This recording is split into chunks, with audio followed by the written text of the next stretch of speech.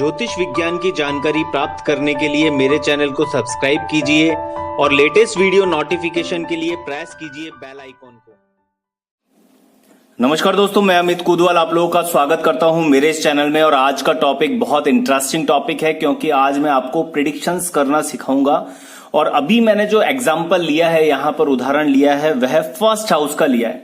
मान लीजिए कोई व्यक्ति आपके सामने प्रश्न करता है तो वो चीज आपको कुंडली में दिखनी चाहिए, यानी जो प्रश्न जिससे रिलेटेड उसका है वो चीज आपको कुंडली में दिखनी चाहिए। तो यहाँ फर्स्ट हाउस की मैं बात करूंगा। अगर फर्स्ट हाउस से रिलेटेड कोई भी प्रश्न होता है सामने वाले व्यक्ति का तो वो चीज आपको साफ साफ कुंडली में नजर आने लग जाएगी। और अगर आपके पास आपकी कुंडली है, किसी जानकार की कुंडली है, तो इस वीडियो को देखते देखते ही उसे सामने रखिए। तो ऐसी बहुत सी चीजें अभी आप समझ पाएंगे कुंडली को देखकर ही कि क्या मैं आपको समझाने जा रहा हूं, जिससे आप कुंडली स्वयं देखकर पता कर सकें सामने वाले व्यक्ति के बारे में, उसके स्वभाव के बारे में, उसकी हेल्थ के बारे में। साथ साथ में अगर उसने उससे रिलेटेड प्रश्न किया है तो क्या उसका आंसर आपको इसमें दिख रहा है। वो सारी चीजें आज क्लियर होगी क्योंकि ये प्रेडिक्शन से रिलेटेड टॉपिक है।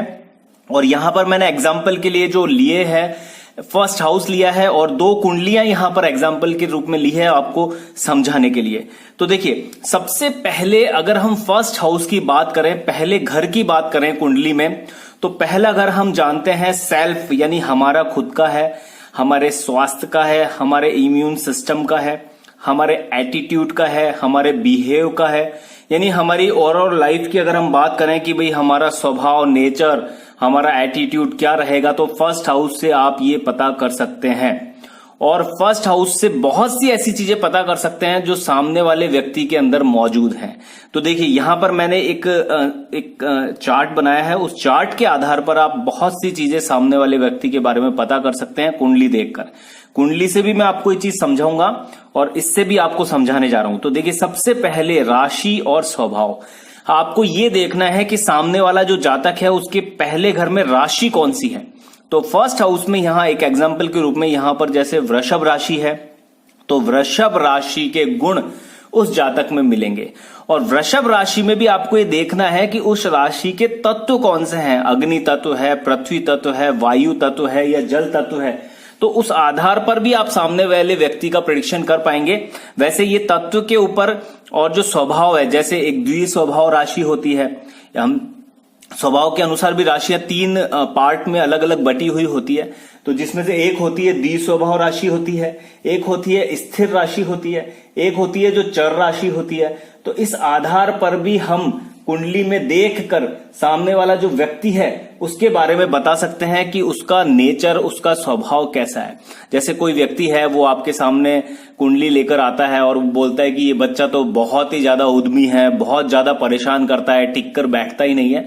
तो उसकी कुंडली में आप लगन में देखेंगे तो आपको वहां पर चर राशि जरूर नजर आएगी। यानी कि वो जो व्यक्ति है वो उसका गुण है, उस सामने वाले जातक का गुण है। स्थिर स्वभाव का वो नहीं है। अगर द्विस्वभाव हो तो दोनों ही गुण उसके अंदर होते हैं। तो इस आधार पर भी हम बहुत सी चीजें इस तत्व के आधार पर जान सकते हैं। अब जैसे ये राशि जो है, ये वृषभ राशि है, ये स्थिर स्वभाव की जो राशि है।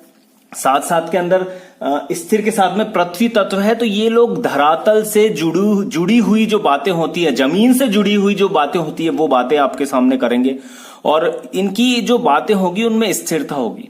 तो ऐसे बहुत से आप कुंडली देखकर सामने वाले व्यक्ति के स्वभाव के बारे में जान सकते हैं। और इसके बारे में मैं एक डिटेल में वीडियो अलग से बना दूंगा जिससे आपको तत्वों के आधार पर, स्वभाव के आधार पर राशियों के बारे में पता चल सके। फिर हम ग्रह को भी देखते हैं, उस हाउस की जो राशि है उसका लॉर्ड कौन है।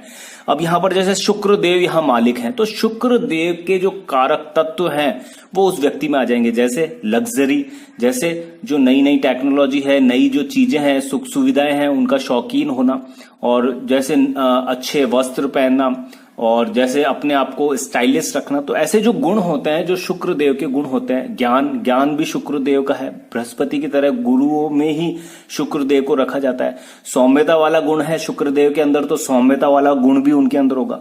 तो उस आधार पर आप सामने वाले व्यक्ति के स्वभाव, नेचर को जान सकते हैं। लेकिन दूसरे ग्रह भी लगन पर असर करते हैं, प्रभाव डालते हैं। उससे उसका जो नेचर है, उसका जो स्वभाव है वो बदल जाता है। और साथ साथ में आपको एक नजर सूर्य राशि और चंद्र राशि पर भी करनी है, क्योंकि चंद्र राशि हमारा मन है।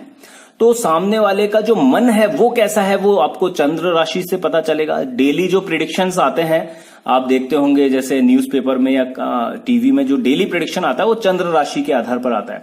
लग्न राशि सबसे इंपॉर्टेंट है, लेकिन जो मेन सामने वाले का स्वभाव पता चलता है वो लग्न राशि से पता चलता है। और जो सूर्य राशि है उसे भी देखना चाहिए, सूर्य आत्मा के कारक हैं, तो अंतर आत्मा से सामने वाला व्यक्ति कैसा है वो वहां से पता चलता है। तो ऐसे तीनों राशियों के आधार पर सामने वाले की बिल्कुल परफेक्ट कैलकुलेशन पता चल जाती है कि वो व्यक्ति नेचर से, मन से, आत्मा से और शरीर से, स्वभाव से कैसा है।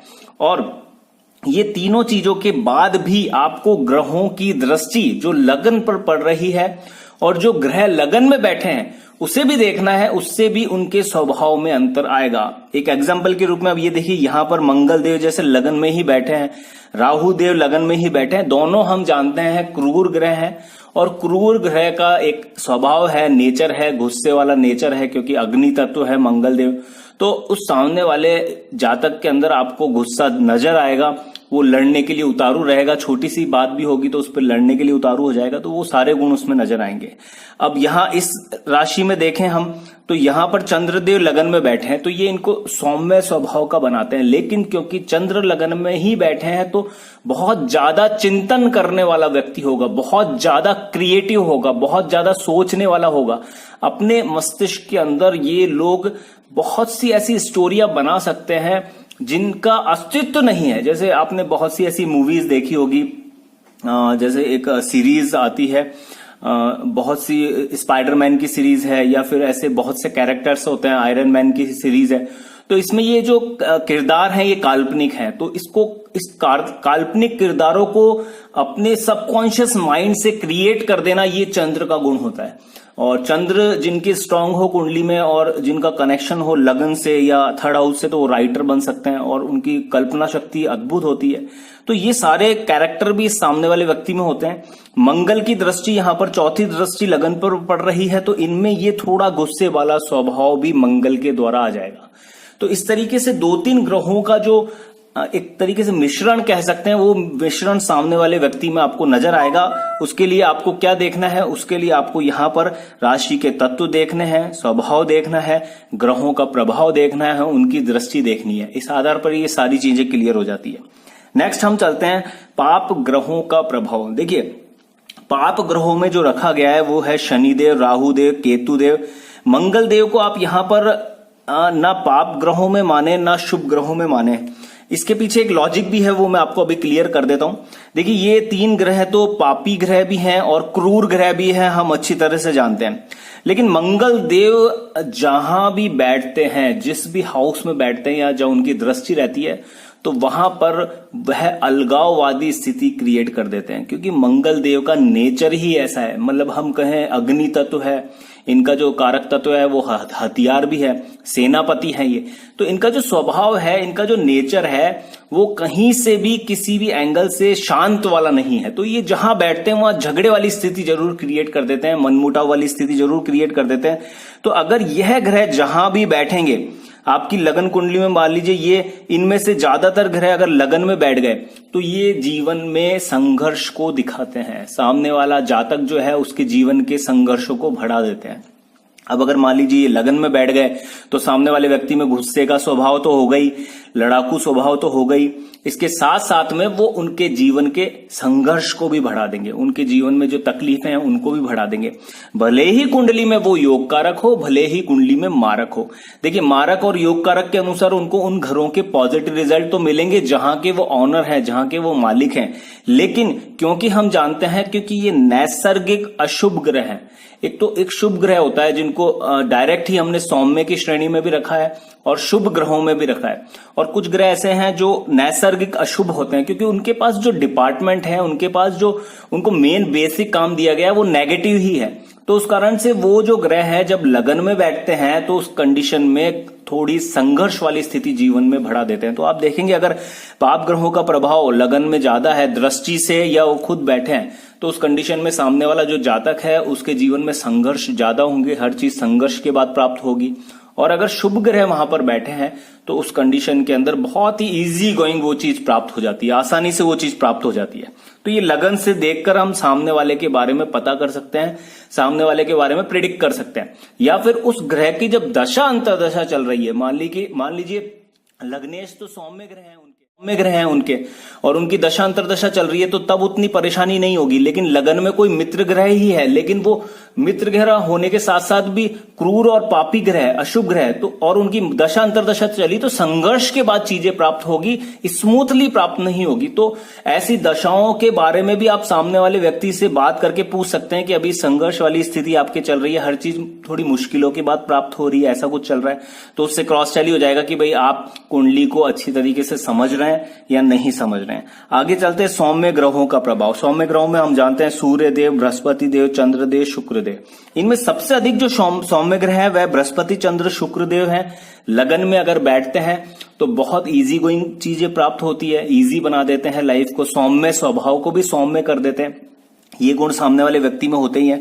सूर्य देव जो है वो देखिए राजा है, तो राजा वाले गुण तो इनमें है। ये शुभ ग्रह है, ये अच्छे ही परिणाम देंगे, स्मूथ ही रखते हैं लाइफ को। लेकिन ये क्योंकि थोड़े हुक्म चलाने वाले ग्रह हैं और इनमें एक ऐसा प्रभाव, सूर्य लगन में बैठने पर ऐसा प्रभाव होता है, सामने वाला अपना ही हुक्म चलाता है, सामने वाला किसी सामने वाले की सुनता ही नहीं है। वो अपना हुक्म चलाएगा और सोचेगा कि मेरा ही कहना चलना चाहिए, मैं जो कहूं वो चलना चाहिए।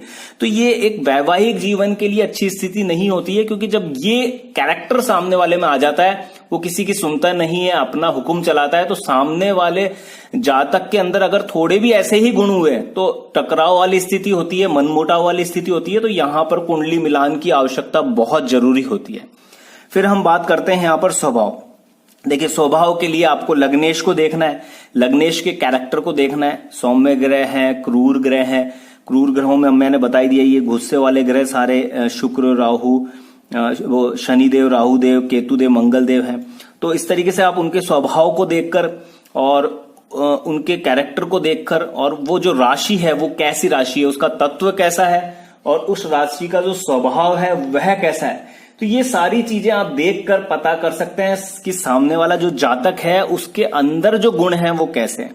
फिर हम बात करते हैं स्वभाव को देखने के लिए लग्नेश, लग्न पर बैठे ग्रह, लग्न पर दृष्टि। तो दृष्टि से देखना है आपको, जो बैठे ग्रह उनको देखना है, लग्नेश को देखना, उस राशि को देखना है। और साथ साथ में चंद्र राशि और सूर्य राशि को भी देखें, जिससे उसके अंदर के और जो डीप जो मतलब एक नॉलेज के हिसाब से आपको जानकारी हो जाए, तो वो चीजें आप देखेंगे तो और ज्यादा डीप नॉलेज आपको हो जाएगी।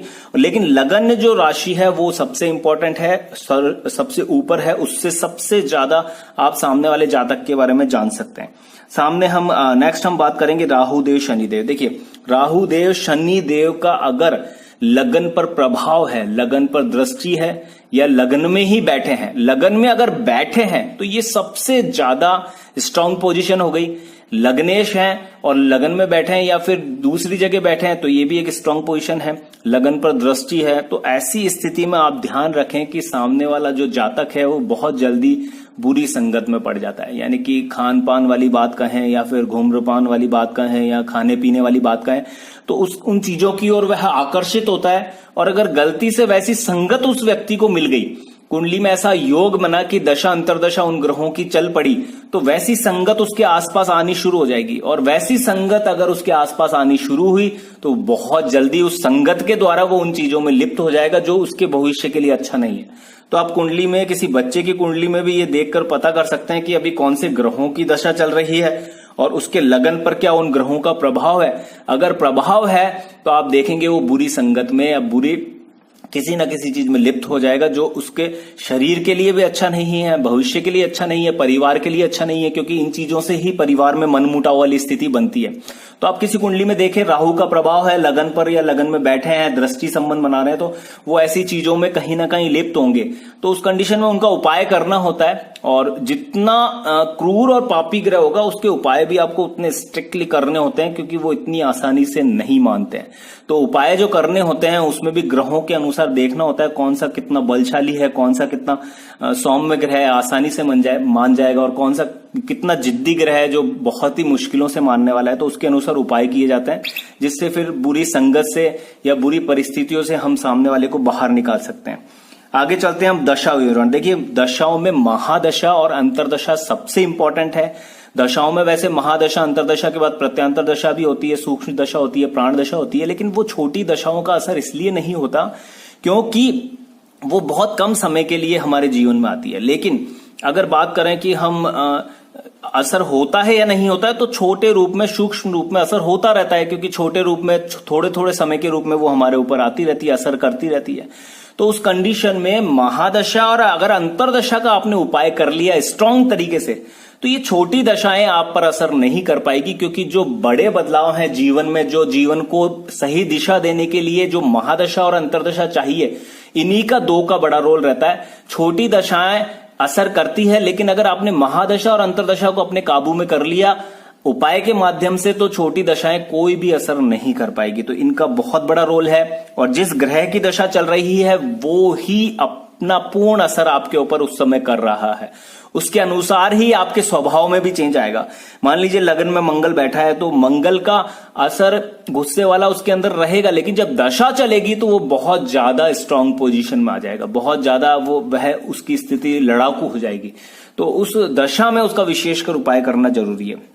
ग्रह कहां बैठा है? देखिए ग्रह जिस घर में जाकर बैठता है उस घर से, और मित्र राशि में बैठा है या शत्रु राशि में, उसका असर पड़ता है। मान लीजिए कोई ग्रह अपनी मित्र राशि में बैठा है, मित्र शत्रु राशि क्या है उसका मैं आपको बता चुका हूं, पुरानी वीडियो में सारा विवरण है, पुरानी पूरी सीरीज देखिए, हर चीज क्लियर हो जाएगी। तो मित्र राशि में जब ग्रह बैठता है तो वह कंफर्ट होता है। अपने दोस्त के घर कोई जाएगा, वहां बैठेगा तो उसको कंफर्ट मिलेगा, वहां बात करेगा आराम से। और शत्रु के घर में बैठेगा तो वह कंफर्ट नहीं रहेगा। तो इसी तरीके से लग्नेश अगर शत्रु के घर में बैठते हैं तो संघर्ष को बढ़ाते हैं, संघर्ष वाली स्थिति जीवन में बढ़ती है।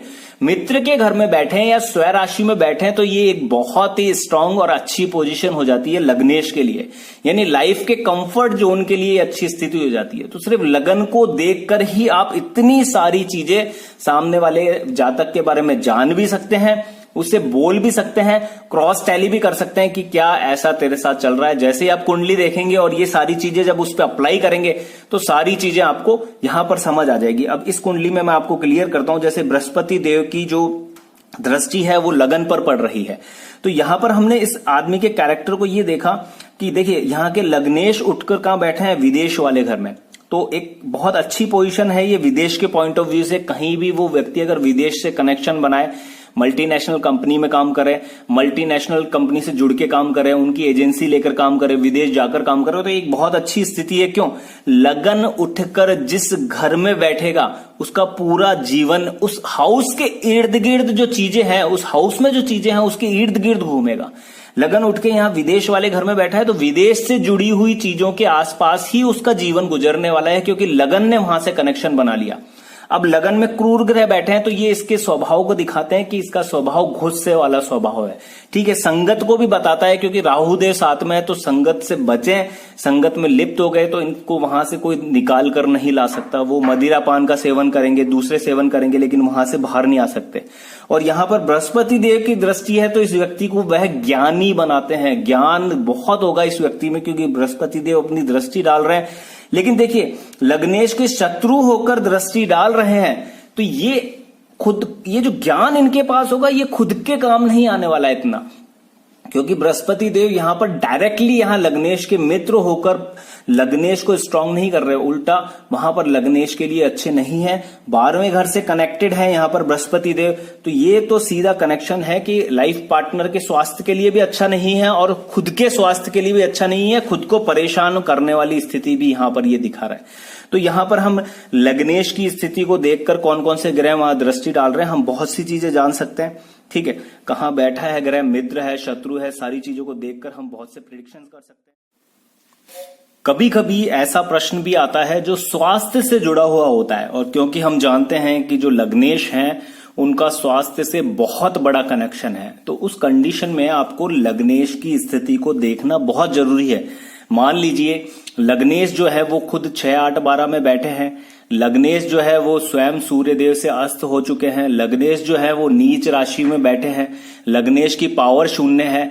तो ऐसे में इम्यून सिस्टम सामने वाले का कमजोर होता है। स्वास्थ्य से रिलेटेड समस्या उस जातक को लगी रहती है, और दशा अंतरदशा चल पड़े लग्नेश की ही तो वो स्थिति और ज्यादा खराब होती है। या फिर किसी क्रूर और पापी ग्रह की दशा अंतर्दशा चल पड़े और लग्नेश का वह शत्रु हो और लगन पर उसकी दृष्टि हो, तो ऐसे में क्योंकि पहले ही इम्यून सिस्टम कमजोर है या फिर हमने कर भी रखा है, बहुत से लोग तो ऐसे होते हैं जो कुंडली में ग्रह की स्थिति अच्छी होते हुए भी अपने इम्यून सिस्टम को कमजोर करते हैं, बुरी चीजों का सेवन करते हैं, गुटखे का, शराब का, इन चीजों का सेवन करते हैं, उससे ऑलरेडी इम्यून सिस्टम कमजोर हो जाता है। वो अपने पैरों पर ही कुल्हाड़ी मारने का काम करते हैं, क्योंकि वहां पर लग्नेश जो है उन पर जब उस लग्नेश के शत्रु ग्रह का प्रभाव लगन पर पड़ेगा तो स्वास्थ्य संबंधित समस्या उत्पन्न होगी। और लग्नेश तो ऑलरेडी कमजोर है, क्योंकि जिन चीजों का आप सेवन कर रहे हैं वो उससे फाइट करने का काम कर रहा है, उससे आपको बचाने का काम कर रहा है। हम जानते हैं ये जो चीजें हम सेवन करते हैं इस पे साफ साफ लिखा होता है ये सेहत के लिए अच्छी नहीं है। तो आप इस चीज को समझिए कि जब हम उन चीजों को सेवन करेंगे तो लग्नेश की एनर्जी वहां पर डाइवर्ट होगी, तो हम खुद ही हमारे लग्नेश को खत्म करते हैं। बहुत से लोग तो ऐसे होते ही हैं। तो इन चीजों से तो आप दूर रहें, अवॉइड करें इन चीजों को, तो बहुत ही बढ़िया। लगन को स्ट्रांग करना बहुत जरूरी है। कुंडली में लग्नेश अच्छे हैं तो ही राजयोग एक्टिवेट होते हैं। सभी राजयोग को तो खुद ही हम हमारे हाथों से खत्म कर देते हैं, क्योंकि बुरी चीजें हमारे शरीर में जाएगी, शरीर की एनर्जी उनसे फाइट करेगी, तो लगन की एनर्जी इनडायरेक्टली वहां पर जा रही है।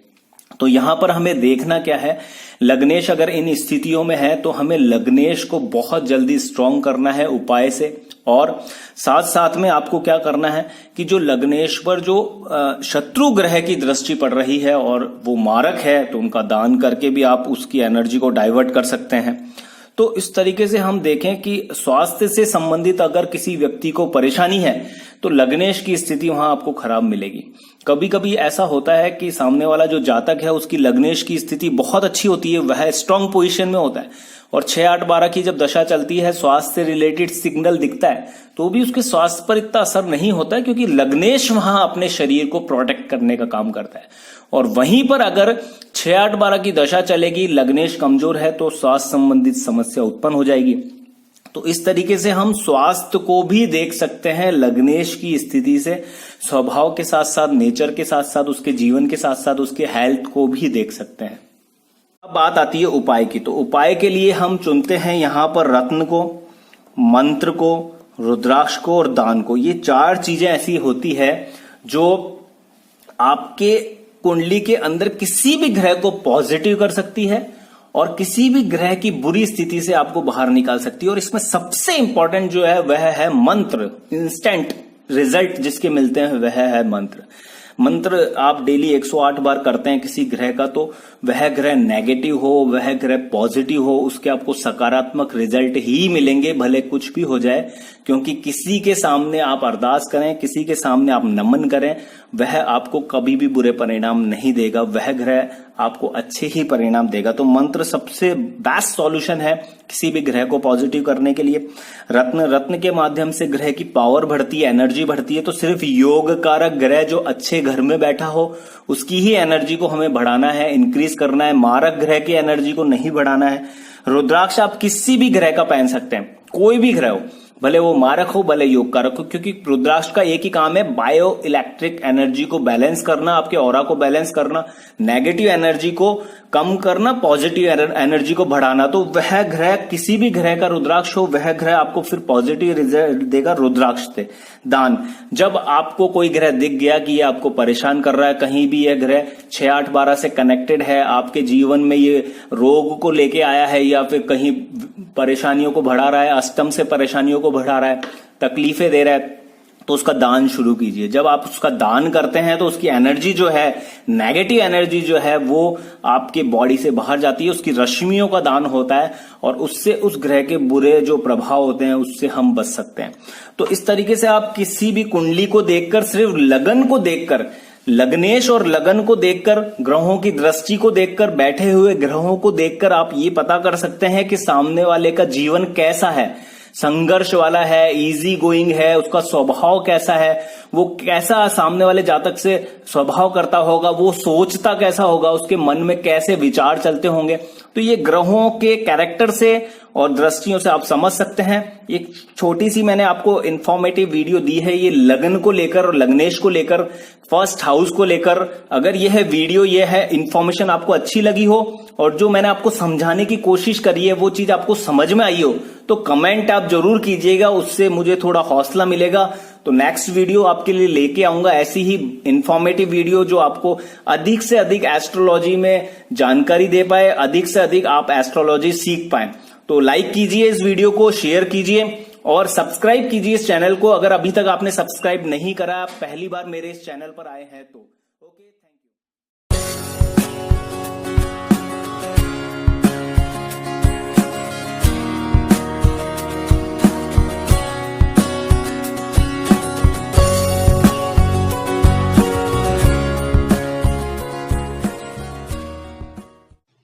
ज्योतिष विज्ञान की जानकारी प्राप्त करने के लिए मेरे चैनल को सब्सक्राइब कीजिए और लेटेस्ट वीडियो नोटिफिकेशन के लिए प्रेस कीजिए बेल आइकॉन को।